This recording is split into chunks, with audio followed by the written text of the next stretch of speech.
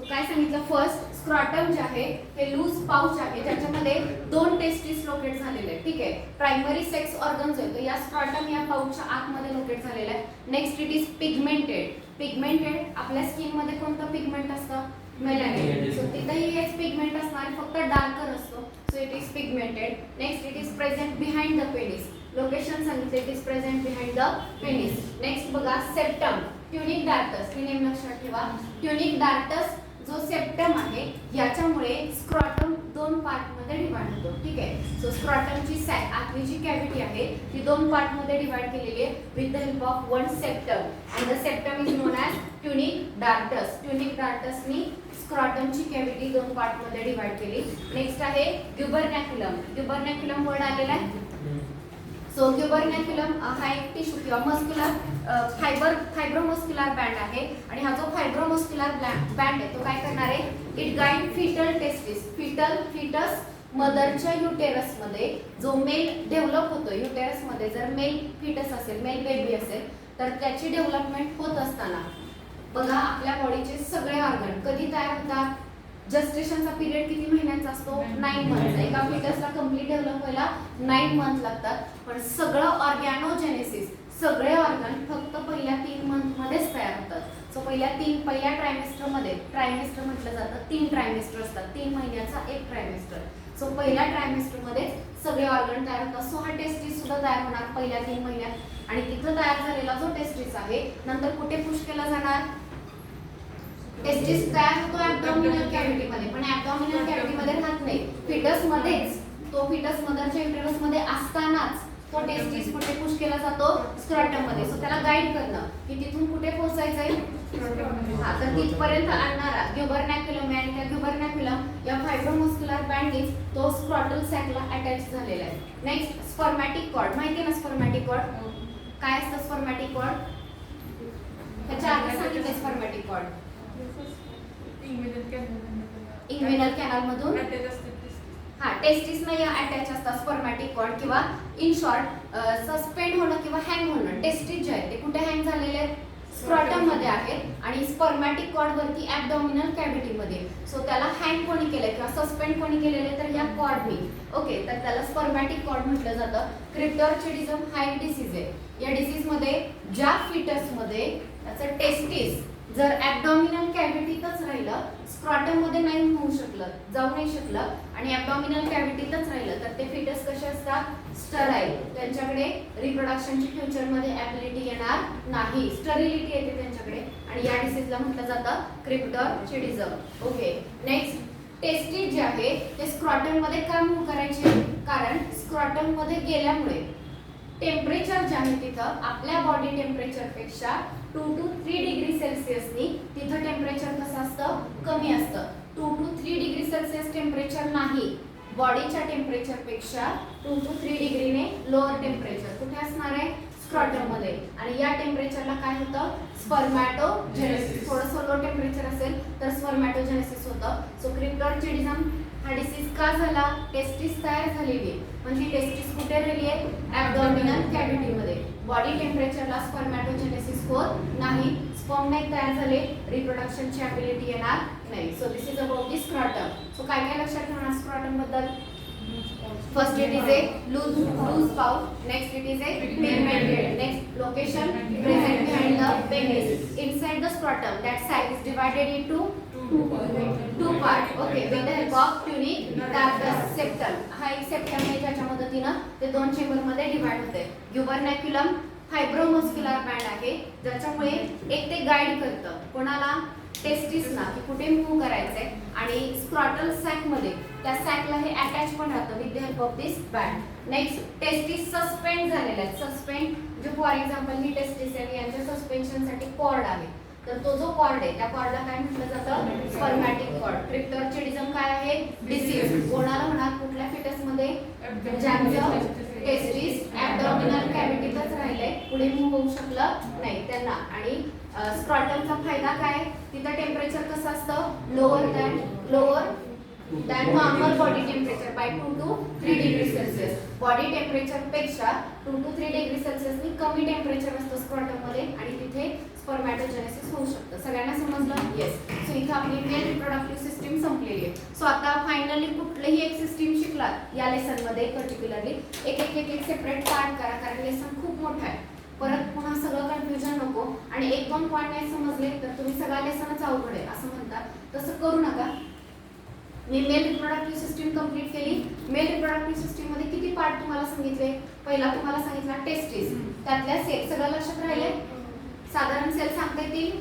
Sertoli cell, अजून yes germinal epithelium, अजून Leydig cell और also called as interstitial cell आणि त्याचे त्याचे रोल समजले? टेस्टिस हिस्टोलॉजी ओके, त्यात काही डाऊट नाही. नेक्स्ट ऍक्सेसरी डाऊट कळला? ग्लँड समजला? पेनिस ऑर्गन समजला? एक्सटर्नल जेनिटलिया आणि स्क्रॉटम समजला? थोडेफार यातले एखाद दुसरा वर्ड जो आहे तो अवघड वाटू शकतो इमॅजिन किंवा ते नाही लक्षात येत, डायग्राम नाही, त्यामुळे तसं जर झालं तर तो एक पार्ट फक्त समजून घेण्याचा प्रयत्न करा. त्या एका पार्टसाठी पूर्ण मेल रिप्रोडक्टिव्ह सिस्टीम अवघड आहे आणि ते काही समजलं नाही असं करू नका. ठीक आहे. आता त्यानंतरचा नेक्स्ट आहे female reproductive system. Female reproductive system सुद्धा एक्सटर्नल जेनिटलिया आणि इंटरनल जेनिटलिया दोन पार्ट मध्ये डिवाइड होते. मेल मध्ये एक्सटर्नल जेनिटलिया दोनच होते, पेनिस आणि स्क्रॉटम. तुम्ही फिमेल मध्ये बघा तर अगदी मॅमरी ग्लँड आहे आणि व्हाजाइना जे ओपनिंग आहे त्याच्या बाजूचे प्युबिस वगैरे ऑर्गन आहेत, मॉन्स प्युबिस आहे, तर ते सगळे एक्सटर्नल जेनिटलिया मध्ये येतात. सो ते आपण पाहणार आहोत. त्याच्या आधी internal genitalia. So next is female reproductive system. Female reproductive system मध्ये ओव्हरी जो आहे थोडंसं कॉम्प्लिकेटेड दिलेलं आहे. पहिल्यांदा डेव्हलपमेंट ऑफ ओव्हरी दिले बघा, structure and development of ovary, आणि त्यानंतर दिलाय ovarian histology of mature female. आता या दोन मध्ये काय डिफरन्स आहे तेच आधी सांगते. सो पहिल्यांदा जे सांगितलंय structure and development of ovary, हे काय सांगितलंय बघा. सपोज एखादी फिमेल प्रेग्नंट आहे आणि तिच्या युटेरस मध्ये फिमेल बेबी आहे, ठीक आहे, तर ती जी फिमेल फिटस आहे ना त्या फिटसचं ओव्हरी मदरच्या युटेरस मध्ये असतानाच काय होणार आहे? डेव्हलप होणार आहे. आणि मेल मध्ये कसं स्पर्मॅटोजेनेसिस म्हणजे स्पर्म तयार होतात. मेल मध्ये कधी तयार होतात स्पर्म? त्यांच्या प्युबर्टी पिरियडला, म्हणजे तो मेल जेव्हा 13 एजच्या पुढे असेल तिथपासून स्पर्मॅटोजेनेसिस स्टार्ट होईल. फिमेल मध्ये तसं नाही. त्या फिमेलचा जन्म होण्याआधीच ती फिमेल जेव्हा तिच्या मदरच्या युटेरस मध्ये आहे तेव्हाच ओजेनेसिस स्टार्ट झालं. एग तयार व्हायला सुरुवात कधी झाली? त्यावेळी झालेली. ठीक आहे. फक्त ते एग इमॅच्युअर कंडिशन मध्ये राहतात, मॅच्युरेशन प्युबर्टी मध्ये होतं. सो हा डिफरन्स आहे मेल आणि फिमेल मध्ये. सो फिमेल मध्ये कधी ओजेनेसिस सुरू होणार? बिफोर हर बर्थ, तिचा जन्म होण्याआधीच सुरू होणार. फक्त ते ओहा किंवा एग जे आहेत ते कसे राहतात? इमॅच्युअर. मेल मध्ये असं काही नाही, डायरेक्ट स्पर्मॅटोजेनेसिस प्युबर्टीला स्टार्ट होणार आहे. समजलं हे सगळ्यांना? येस. सो पहिला जो पार्ट आहे ती फिमेलची ओव्हरी डेव्हलप कशी होतीये, डेव्हलप होताना बर्थ होण्याआधी काय काय झालेलं ओव्हरीमध्ये ते पहिल्या पार्ट मध्ये दिलेलं आहे, आणि बर्थ झाल्यानंतर प्युबर्टी पिरियड मध्ये त्या ओव्हरीमध्ये काय काय चेंजेस होतात हे सेकंड पार्ट मध्ये दिलेलं आहे. सो ते फक्त कन्फ्युज करू नका. So in female reproductive system consist of following part. कोणकोणते पार्ट आहेत मी पार्ट लिहित नाही, फक्त लक्षात घ्या. फर्स्ट इज पेअर ऑफ दोन ओव्हरी आहेत. Second pair of oviduct. Oviduct माहिती आहे सगळ्यांना? येस. त्यानंतरचा नेक्स्ट काय आहे? युटेरस. बॅग लाईक स्ट्रक्चर आहे ज्याच्यामध्ये फिटस डेव्हलप होतो. युटेरस नंतर नेक्स्ट काय आहे? वजायना. वजायना सेक्शुअल इंटरकोर्स मध्ये वजायना मध्ये सिमेन रिलीज केलं जातं. नेक्स्ट काय आहे? External genitalia. एक्सटर्नल जेनिटलिया मध्ये pair of vestibular Gland and pair of memory Gland. या वर्षी थोडंसं रिड्यूस केलेलं आहे. आधीच्या सिलेबस मध्ये डिटेल एक्सटर्नल जेनिटलिया फिमेलचं दिलं होतं. ओके. सो आता फक्त मॅमरी ग्लँड आणि अजून एक ग्लँड दिलेले फक्त. समजलं? ओके. मग आता फर्स्ट जो आहे त्याच्या खाली डायग्राम दिली आहे. हा, तर तिचे लेबल करा सगळ्यांनी. लेबल माहिती आहेत ना तुम्हाला? कुठलं माहिती नाही ते विचारा.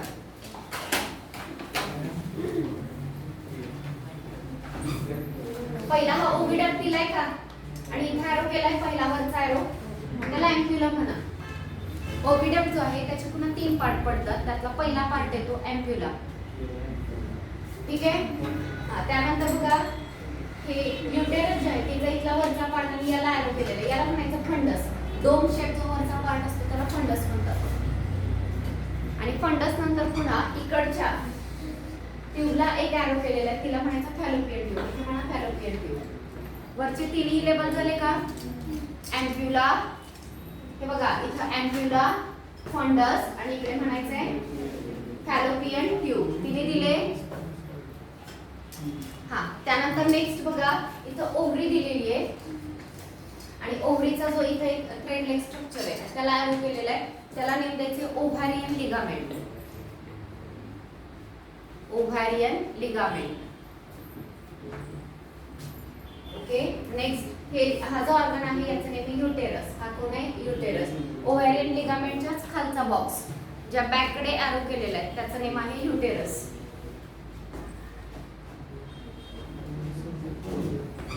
ओके. इकडेच्या बाजूला ओव्हरीकडे ॲरो केलेला एक आहे. फर्स्ट लेवल आहे ओव्हरी.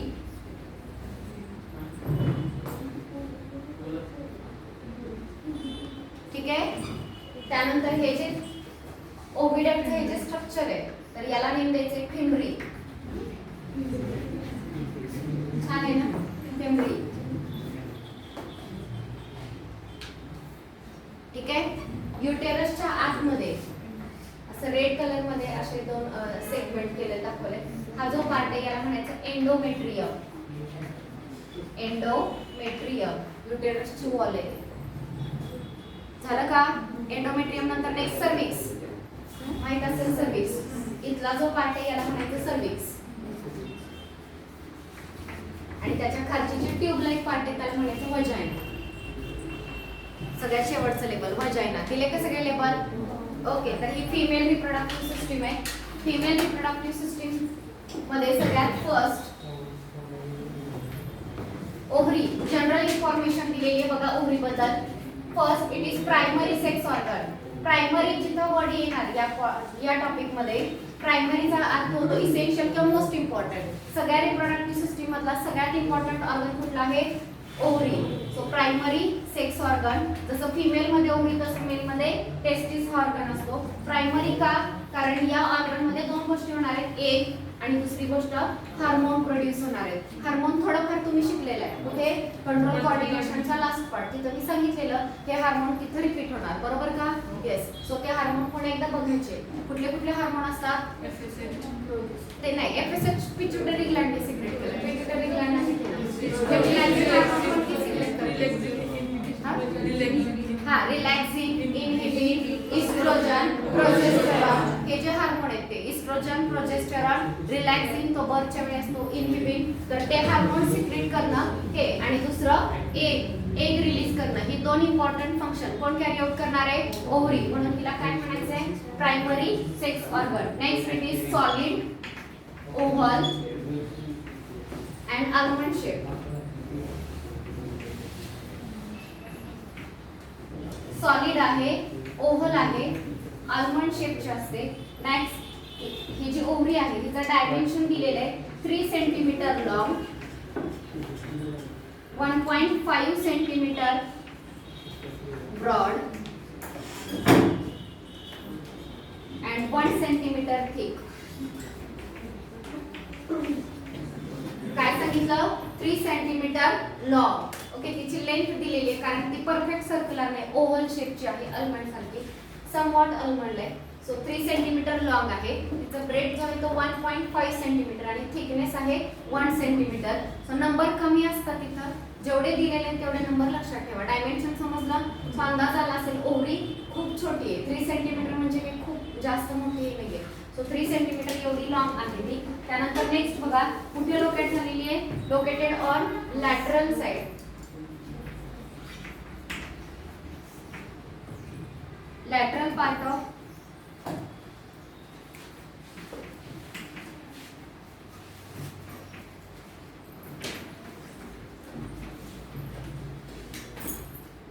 ओके. लोकेशन बघा. They are located on lateral part of pelvis near the kidney. Lateral part of pelvis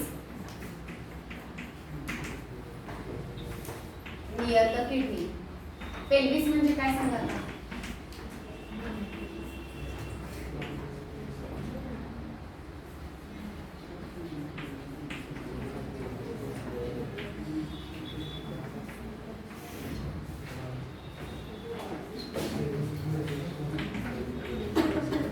नाही माहित. माहिती पेल्विस काय? कुठला bone?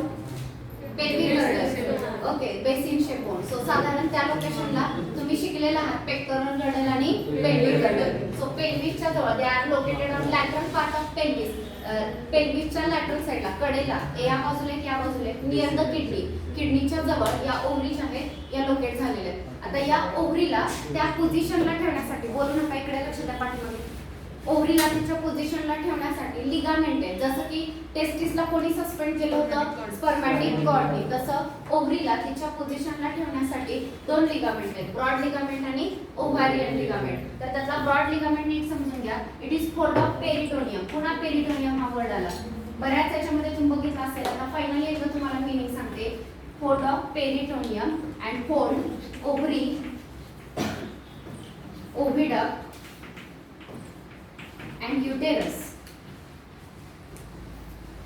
to dorsal body wall. To dorsal body wall.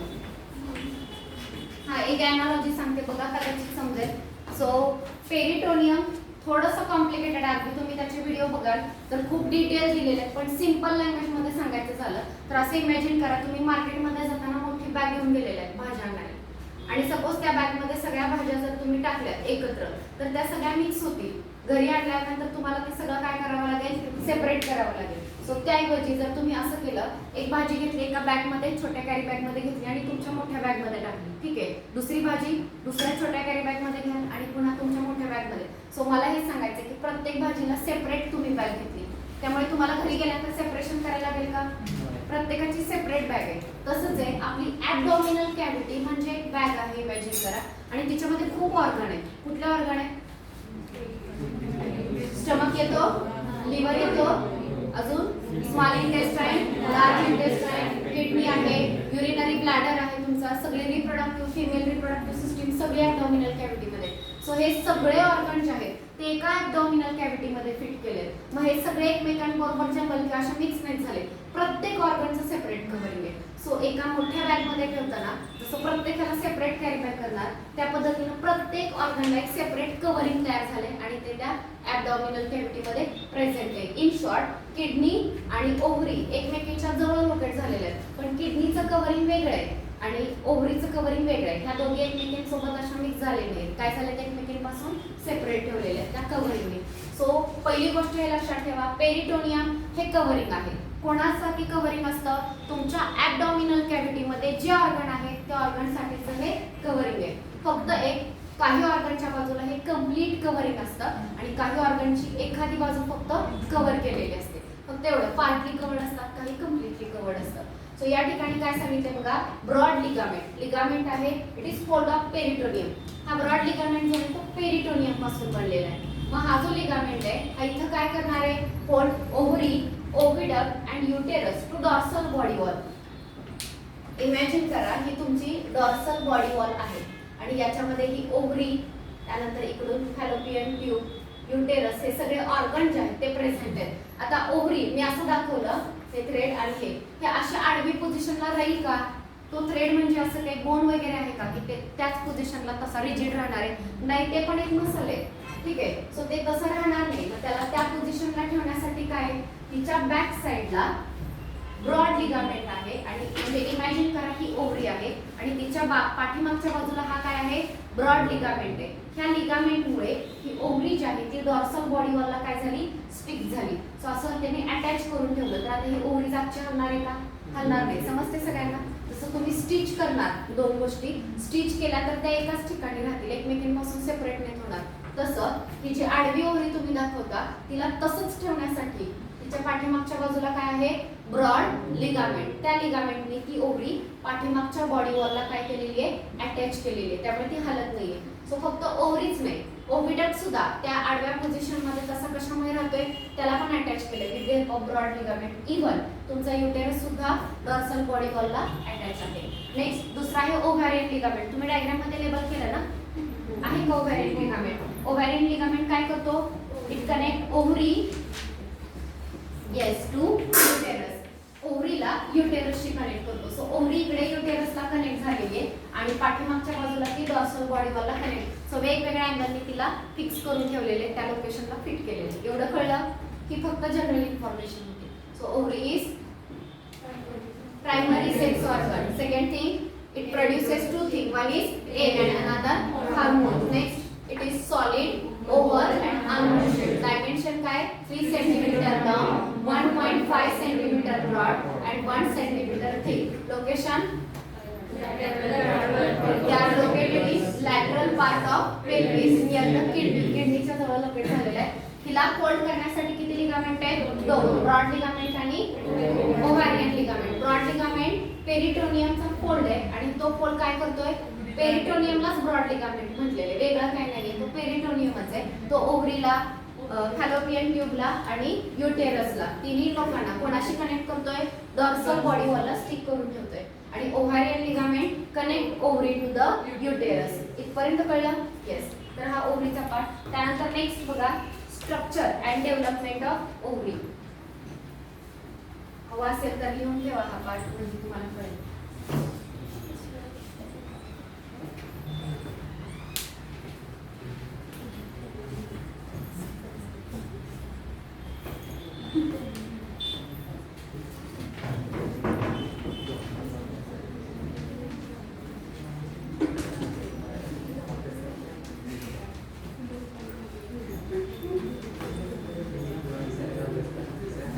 Structure and development of ovary.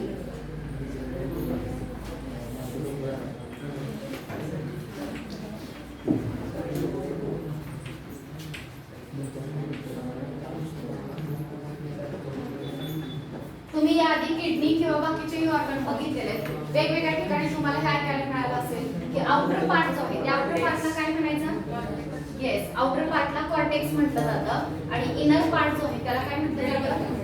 Yes. कुठे कुठे शिकला हे cortex आणि मेडुला? किडनी मध्ये झालं outer cortex, inner medulla. Brain मध्ये झालं कॉर्टेक्स आणि मेडुला, व्हाईट मॅटर. अजून ॲड्रेनल ग्लँड. येस, तिथं सुद्धा कॉर्टिकोस्टेरॉइड आणि त्याचे हार्मोन आहेत, ते कॉर्टेक्स आणि मेडुला असे वेगवेगळे हार्मोन. सो कॉर्टेक्स, बायो मध्ये कॉर्टेक्स आणि मेडुला हे दोन वर्ड आले तर त्याचा अर्थ कॉर्टेक्स म्हणजे आणि मेडुला म्हणजे इनर पार्ट. ओके. मग आता याच्यामध्ये मेडुला कसा आहे बघा. मेडुला जो आहे याला स्ट्रोमा सुद्धा म्हटलं जातं. मुलांना बोलू नका, it is made up of loose connective tissue. Fluid असतो, लूज कनेक्टिव्ह टिश्यू आहे आणि या लूज कनेक्टिव्ह टिश्यू मध्ये नर्व, ब्लड व्हेसल आणि लिम्फ व्हेसल यांचं सप्लाय प्रेझेंट आहे. They have blood vessel, lymph vessel and nerve. तिन्ही गोष्टींचा सप्लाय. म्हणजे बघा की ओव्हरी, तिथं ओव्हरीची हिस्टॉलॉजी दिलेली असेल आणि असं एक स्ट्रक्चर तुम्हाला दिसेल. दिसते का? हा, तर ते जे आहे ते ब्लड वेसल, लिम्फ वेसल त्यांचा तो सप्लाय आहे. आणि हा जो मधला पार्ट आहे तो लूज फ्लुइड असतो, स्लाइटली जेली आहे. आणि तो जो पार्ट आहे तो लूज कनेक्टिव्ह टिश्यू. शिकलाय ना तुम्ही? Dense connective tissue, loose connective tissue. So medulla जो आहे तो कशापासून बनलेला आहे? Loose connective tissue. आणि याला कशाचा सप्लाय आहे? Blood vessel, lymph vessel, nerve या सगळ्या गोष्टींचा सप्लाय कुठल्या पार्टला असतो? इनर पार्टला. सगळ्यांना इनर पार्ट कळला, मेडुला समजला. आता जो आउटर पार्ट आहे कॉर्टेक्स थोडासा कॉम्प्लिकेटेड आहे. सिक्वेन्सनी स्टेप बाय स्टेप समजून घ्या. ठीक आहे, हे रफ करते, हे कळेल ना सगळ्यांना?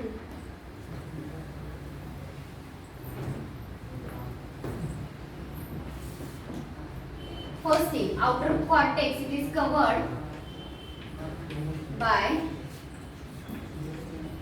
germinal epithelium. पुन्हा एकदा जर्मिनल इपिथेलियम आला. याच्या आधी शिकला ना तुम्ही जर्मिनल इपिथेलियम? कुठे? टेस्टिस मध्ये. टेस्टिसच्या लाइनिंगला सुद्धा काय असतो? Germinal epithelium. आणि त्याच्यापासून काय डेव्हलप होतात? स्पर्म. तर इथं सुद्धा ओव्हरीच्या लाइनिंगला it is covered by germinal epithelium. म्हणजे त्याच्यापासून एक जे आहे ते डेव्हलप होणार आहे. नेक्स्ट, हा जो पार्ट आहे तो कॉम्पॅक्ट आहे आणि ग्लॅन्ड्युलर आहे. Compact and glandular. म्हणजे मेडुला कसा सांगितलं होता? लूज फ्लुइड लाईक होता. आणि कॉर्टेक्स जो आहे तो कसा आहे? कॉम्पॅक्ट आहे, सेल टाइटली पॅक्ड. आणि सेकंड थिंग ग्लॅन्ड्युलर आहे. इथूनच वेगवेगळे हार्मोन जे ते सिक्रेट होणार आहे. सो तुम्ही डायग्राम बघा. डायग्राम मध्ये जे फॉलिकल डेव्हलप होते ना एग, त्याची सगळी डेव्हलपमेंट या कडेला दाखवली, आतने दाखवली. दिसते? सो हा जो पार्ट आहे कडेचा याच्यामध्येच एग डेव्हलप होणार आहे. या कडेला हा जर्मिनल एपिथेलियम प्रेझेंट आहे ज्याच्यापासून सेल डेव्हलप होणार आहे. आणि तुम्हाला माहिती आहे इस्ट्रोजन, प्रोजेस्टेरॉन कोण सिक्रेट करतं? इस्ट्रोजन कोण सिक्रेट करतं?